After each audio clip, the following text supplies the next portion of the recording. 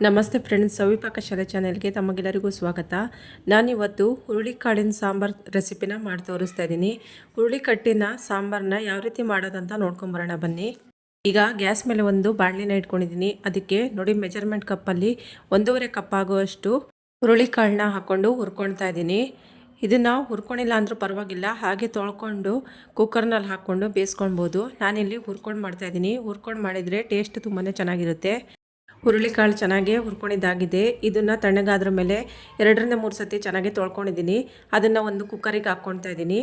ಇದಕ್ಕೆ ಇವಾಗ 3 ಕಪ್ ಆಗೋಷ್ಟು ನೀರನ್ನ ಹಾಕ್ಕೊಂಡಿದ್ದೀನಿ. 2 ಡ್ರಾಪ್ ಎಣ್ಣೆ ಹಾಕ್ಕೊಂಡಿದ್ದೀನಿ. ಕುಕ್ಕರ್ ಮುಚ್ಚಳನ ಮುಚ್ಚಿ 7ರಿಂದ 8 ವಿಷಲನ್ನ ಕೂಗಿಸ್ಕೊಳ್ಬೇಕು. ಈಗ ಮಸಾಲಾನ ಹುರಿಯೋದಕ್ಕೆ ಒಂದು ಬಾಣಲೆನ ಇಟ್ಕೊಂಡಿದ್ದೀನಿ ಗ್ಯಾಸ್ ಮೇಲೆ. ಅದಕ್ಕೆ 1 ಟೀ ಸ್ಪೂನ್ ಆಗುವಷ್ಟು ಎಣ್ಣೆನ ಹಾಕ್ಕೊಂಡಿದ್ದೀನಿ. 4ರಿಂದ 5 ಬ್ಯಾಡಗಿ ಮೆಣಸಿನ್ಕಾಯಿ ಹಾಕ್ಕೊಂಡಿದ್ದೀನಿ. ಗುಂಟೂರು ಮೆಣಸಿನ್ಕಾಯಿ ಬೇಕಿದ್ರೂ ಹಾಕ್ಕೊಳ್ಬೋದು. ಮೆಣಸಿನ್ಕಾಯಿ ಒಂದು ಸ್ವಲ್ಪ ಹುರ್ಕೊಂಡಿದ್ದಾಗಿದೆ. ಈಗ ಇದಕ್ಕೆ 1 ಟೀ ಸ್ಪೂನ್ ಆಗುವಷ್ಟು ಜೀರಿಗೆನ ಹಾಕ್ಕೊಳ್ತಾ ಇದ್ದೀನಿ. 2 ಟೇಬಲ್ ಸ್ಪೂನ್ ಆಗುವಷ್ಟು ಕೊತ್ತಂಬರಿ ಕಾಳನ್ನ ಹಾಕ್ಕೊಂಡಿದ್ದೀನಿ. 1/4 ಟೀ ಸ್ಪೂನ್ ಆಗುವಷ್ಟು ಮೆಂತ್ಯನ ಹಾಕ್ಕೊಳ್ತಾ ಇದ್ದೀನಿ.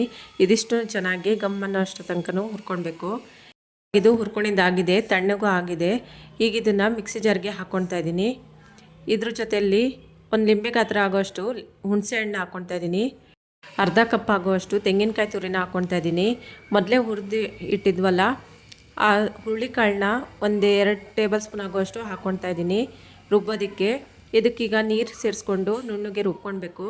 ಈ ಕಡೆ ಹುರುಳಿಕಾಳು ಬೇಯಿಸೋಕ್ಕಿಟ್ಟಿದ್ನಲ್ಲ, 7-8 ವಿಷಲಾಗಿ ಚೆನ್ನಾಗಿ ಬೆಂದಿದೆ.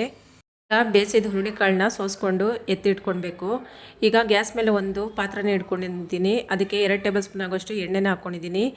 2 ಈರುಳ್ಳಿನ ಚಿಕ್ಕದಾಗಿ ಕಟ್ ಮಾಡಿಕೊಂಡು ಹಾಕ್ಕೊಂಡಿದ್ದೀನಿ. ಅದನ್ನು ಒಂದು ಸ್ವಲ್ಪ ಕೆಂಪಗಾಗೋ ತನಕ ಹುರ್ಕೊಳ್ಬೇಕು. ಈರುಳ್ಳಿ ಒಂದು ಸ್ವಲ್ಪ ಕೆಂಪಗಾಗಿದೆ. ಈಗ ಅದಕ್ಕೆ 3 ಹಸಿಮೆಣಸಿನ್ಕಾಯಿ ಉದ್ದಕ್ಕೆ ಸೀಳಿ ಹಾಕ್ಕೊಳ್ತಾ ಇದ್ದೀನಿ. ಇವಾಗ ಇದಕ್ಕೆ ಹುರುಳಿ ಕಟ್ಟನ್ನ ಹಾಕ್ಕೊಂಡು ರುಬ್ಬಿರುವಂಥ ಮಸಾಲಾನ ಹಾಕ್ಕೊಳ್ಬೇಕು. ರುಬ್ಬಿರುವಂಥ ಮಸಾಲಾನ ಹಾಕ್ಕೊಳ್ತಾ ಇದ್ದೀನಿ. ಮಿಕ್ಸಿ ಜಾರ್ ತೊಳ್ಕೊಂಡು ನೀರನ್ನ ಹಾಕ್ಕೊಳ್ತಾ ಇದ್ದೀನಿ. ಎಷ್ಟು ನೀರು ಬೇಕು ನೋಡಿಕೊಂಡು ನೀರು ಸೇರಿಸ್ಕೊಳ್ಬೇಕು. ಇದಕ್ಕೆ ಈ ಹುರುಳಿಕಟ್ಟು ಸಾಂಬಾರು ಟೇಸ್ಟ್ ತುಂಬಾ ಚೆನ್ನಾಗಿರುತ್ತೆ. ತಿನ್ನೋದಕ್ಕೆ ಅನ್ನದ ಜೊತೆಗಾಗಲಿ ಮುದ್ದೆ ಜೊತೆಗಾಗಲಿ ತುಂಬಾ ಚೆನ್ನಾಗಿರುತ್ತೆ. ಒಂದ್ಸತಿ ಮಾಡ್ಕೊಂಡು ತಿಂದರೆ ಅದ್ರ ರುಚಿನೂ ಮರೆಯೋದಿಲ್ಲ, ಮತ್ತು ಪದೇ ಪದೇ ಮಾಡಿಕೊಂಡು ತಿಂತೀರಾ. ಅಷ್ಟು ಟೇಸ್ಟಾಗಿ ತುಂಬಾ ಚೆನ್ನಾಗಿರುತ್ತೆ ಹುರುಳಿಕಟ್ಟು ಸಾಂಬಾರು. ಈಗ ನೀರೆಲ್ಲ ಹಾಕಿ ಮಿಕ್ಸ್ ಮಾಡ್ಕೊಂಡಿದ್ದಾಗಿದೆ. ಈಗ ಇದಕ್ಕೆ ರುಚಿಗೆ ತಕ್ಕಷ್ಟು ಉಪ್ಪನ್ನ ಹಾಕ್ಕೊಳ್ತಾ ಇದ್ದೀನಿ. ಬೆಲ್ಲ ಒಂದು ಸ್ವಲ್ಪ ಹಾಕ್ಕೊಳ್ತಾ ಇದ್ದೀನಿ. ಇವಾಗ ನಿಧಾನಕ್ಕೆ ಕುದಿ ಬರ್ತಾ ಇದೆ ನೋಡಿ. ಚೆನ್ನಾಗಿ ಕುದಿ ಬರಬೇಕು, ಅಲ್ಲಿ ತನಕ ಚೆನ್ನಾಗಿ ಕುದಿಸ್ಕೊಳ್ಬೇಕು ಇದನ್ನು. ಈ ಹುರುಳಿಕಟ್ಟು ಸಾರು ಜ್ವರ ಬಂದು ಬಾಯಿ ಕೆಟ್ಟಿದಾಗ ಮತ್ತು ಕೋಲ್ಡ್ ಆಗಿದ್ದಾಗ ಈ ಸಾಂಬಾರನ್ನ ಮಾಡ್ಕೊಂಡು ತಿನ್ಬೋದು. ಸಾರು ಕುದೀತಾ ಇರಲಿ, ಅಲ್ಲಿ ತನಕ ಒಂದು ಒಗ್ಗರಣೆನ ರೆಡಿ ಮಾಡ್ಕೊಳ್ಳೋಣ.